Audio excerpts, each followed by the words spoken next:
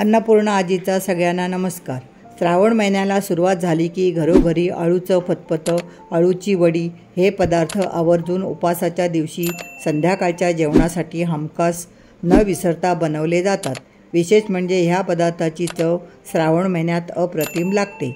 आज मी एकदम सोप्या पद्धतीने कुकरच्या फक्त 2 शिट्यांमध्ये अळूचं फतफतं बनवणार आहे।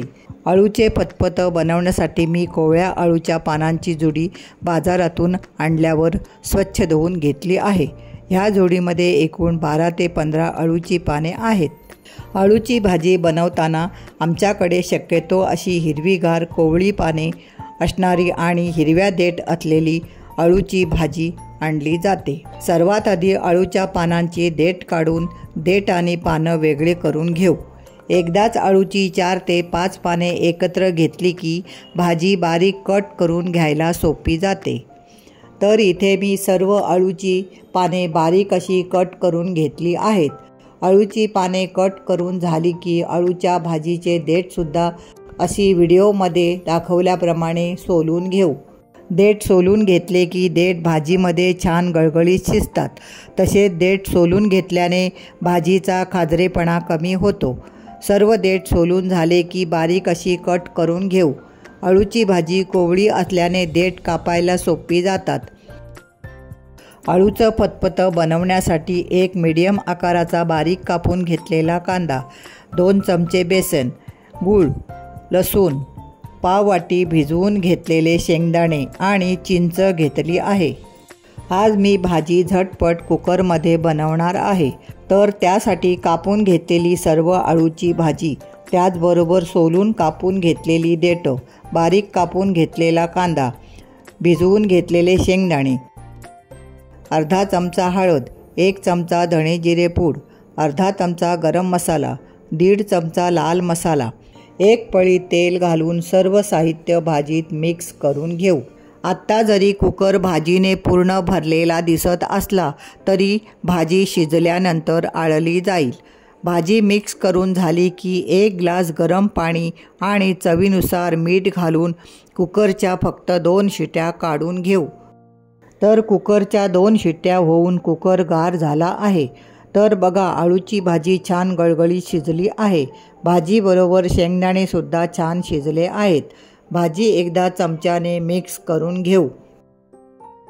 आत्ता अळूची भाजी छान मिळून यावी ह्यासाठी भाजीमध्ये घेतलेले 2 चमचे बेसन, अळूच्या भाजीला छान आंबट गोड चव यावी ह्यासाठी गूळ आणि अळूची भाजी खाताना खकवू नये किंवा भाजीचा खाजरेपणा कमी व्हावा म्हणून भाजीत भिजवून घेतलेला चिंचेचा कोळ घालून भाजीत छान मिक्स करून घेऊ। अळूची भाजी भाताबरोबर, चपातीबरोबर, भाकरीबरोबर खाण्यासाठी थोडी पातळ करून घेऊ। त्यामुळे भाजीत 1 ग्लास गरम केलेले पाणी घालून भाजी रवीने चांगली घोटून घेऊ। रवीने भाजी घोटून घेतल्याने भाजी छान एकसारखी मिळून येईल। आत्ता भाजीला तुपाची फोडणी देण्यासाठी अर्धा चमचा तूप छान गरम झाले की 1 चमचा जिरे चांगले फुलले की ठेचून घेतलेल्या 4 ते 5 लसणाच्या पाकळ्या छान सोनेरी रंगावर परतून झाल्या की ही फोडणी अळूच्या भाजीमध्ये घालून मिक्स करून घेऊ। काही ठिकाणी श्रावण महिन्यात कांदा किंवा लसूण जेवणात वापरत नाही, तर तुम्ही कांदा लसूण विरहित अळूची भाजीसुद्धा ह्या पद्धतीने बनवू शकता। भाजीतले पाणी कमी झाल्याने भाजीवर झाकणात पाणी ठेवून अजून 3 ते 4 मिनिटे भाजी शिजवून घेऊ। म्हणजे भाजीत घातलेले बेसन, दिलेली लसणाची फोडणीचा स्वाद भाजीत छान एकजीव होईल। आपल्या अन्नपूर्णा आजी चॅनलवर कांदे घालून बनवलेल्या कुरकुरीत अळूवडी आणि मक्का घालून बनवलेली कोथिंबीर वडीचा व्हिडिओसुद्धा अपलोड केलेला आहे। तो पण तुम्हाला बघायला नक्कीच खूप आवडेल। 5 मिनिटे झाली आहेत। तर बघा, झटपट पातळ आंबट गोड चवीने अळूचे गरमागरम फतफते बनवून तयार आहे। मैत्रिणींनो, तुम्हाला आजची साधी सोपी अळूच्या पातळ भाजीचा व्हिडिओ कसा वाटला ते कमेंट करून नक्की सांगा। व्हिडिओला लाईक करा, शेअर करा आणि तुमच्या सगळ्यांच्या आवडीच्या अन्नपूर्णा आजी चॅनलला नक्की सबस्क्राईब करा।